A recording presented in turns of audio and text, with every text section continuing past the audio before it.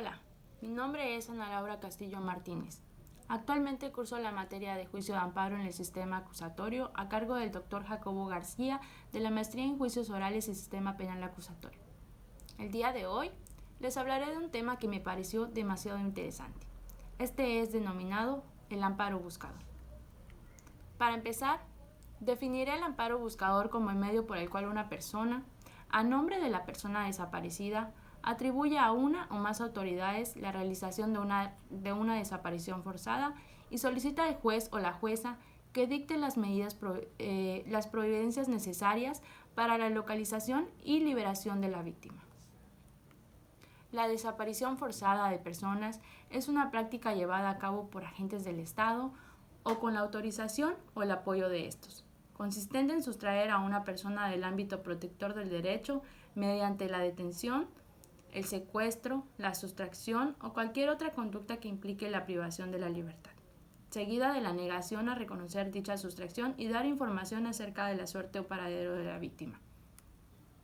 Se trata de una violación múltiple, continua, autónoma, compleja, particularmente grave que requiere ser comprendida y encarada de manera integral, porque implica violaciones de varios bienes y derechos como son, entre otros, la libertad, la vida, la seguridad, la dignidad humana, la personalidad jurídica y el derecho a no ser sometido a torturas ni a otras penas o tratos crueles, inhumanos o degradantes. La desaparición forzada es tanto una grave violación a los derechos humanos como un delito. La prohibición correlativa a esta serie de derechos tiene el carácter de ius cogens, es decir, está expresamente prohibida por el derecho internacional y no existe ninguna justificación para cometerla.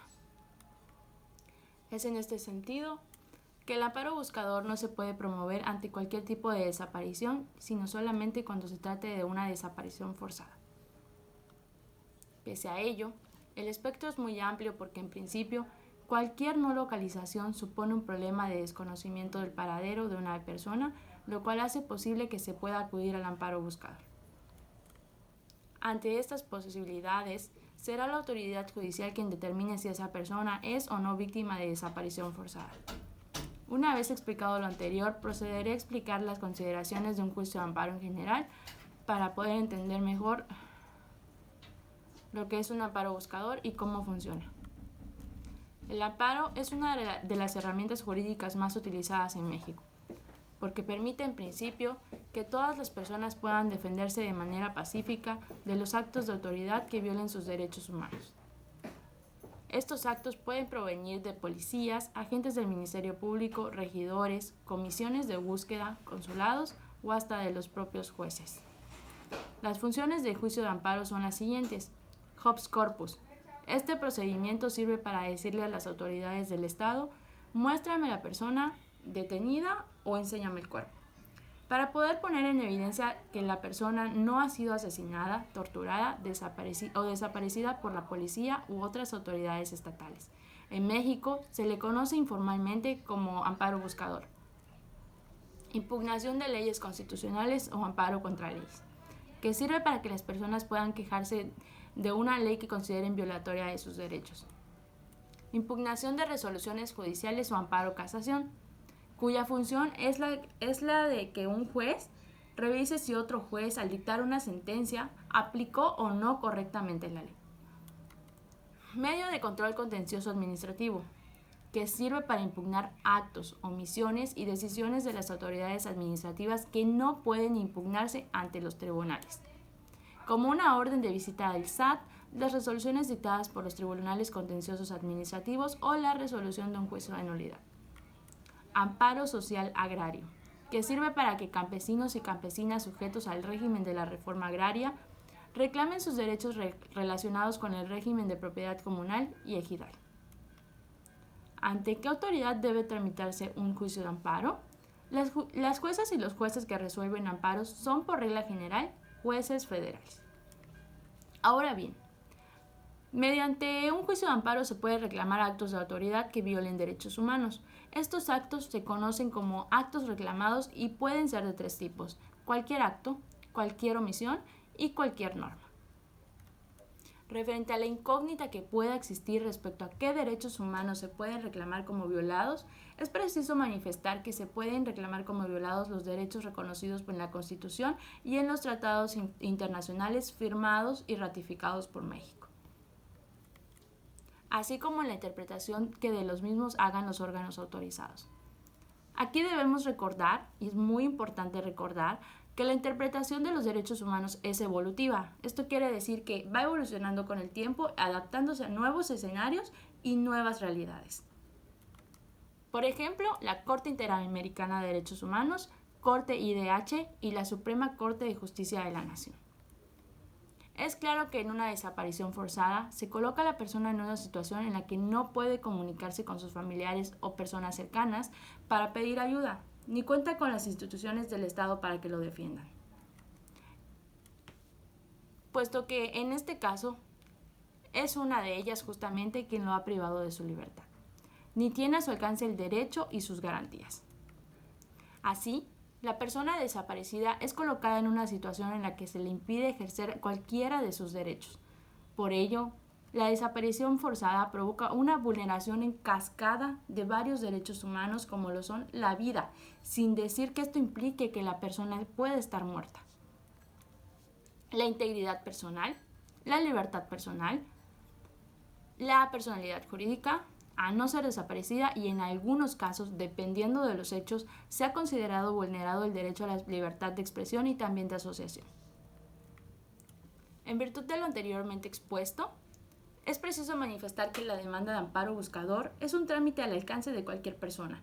Debe ser de fácil acceso y de manejo para todas y todos, como lo debería de ser cualquier tipo de amparo, incluso en aquellos casos en los que no se cuenta con un abogado. Las demandas de amparo contra una desaparición forzada deben ser recibidas por las y los jueces en cualquier momento, con el mínimo de formalidades, permitiendo la presentación de la demanda por comparecencia o por medios electrónicos sin necesidad de firma electrónica. En el primer caso, por comparecencia, significa que tú físicamente ante un juez le pides verbalmente y no por escrito el amparo buscador, diciéndole lo que pasó y qué autoridades sabes o crees que están involucradas en la desaparición.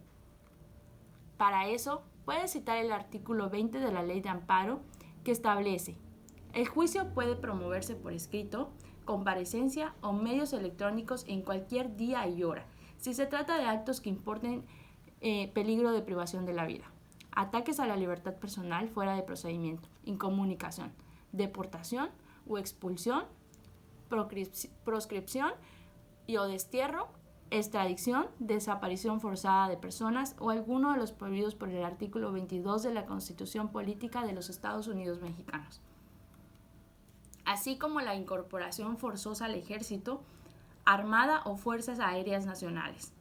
En estos casos, cualquier hora será hábil para tramitar el incidente de suspensión y dictar las providencias urgentes a fin de que se cumpla la resolución en que se haya concedido.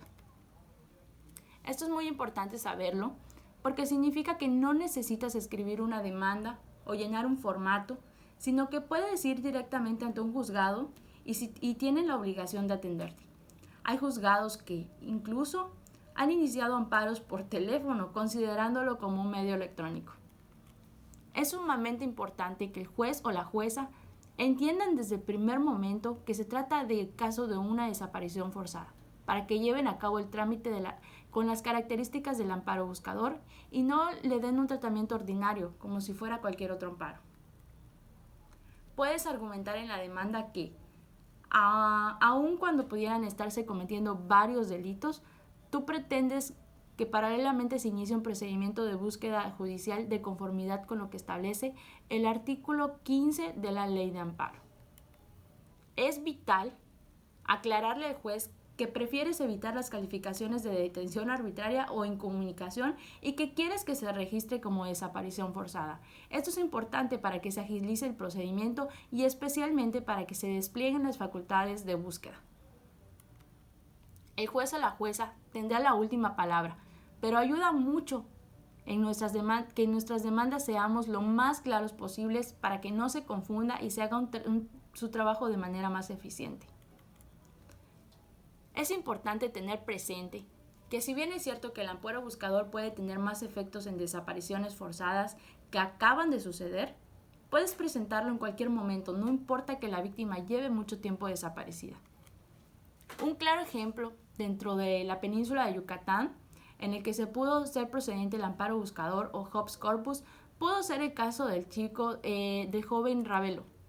Este caso versa sobre la misteriosa muerte de un joven, el joven José Eduardo Ravelo, de 23 años, unos días después de abandonar un centro de detención en Mérida por haber alterado el orden público.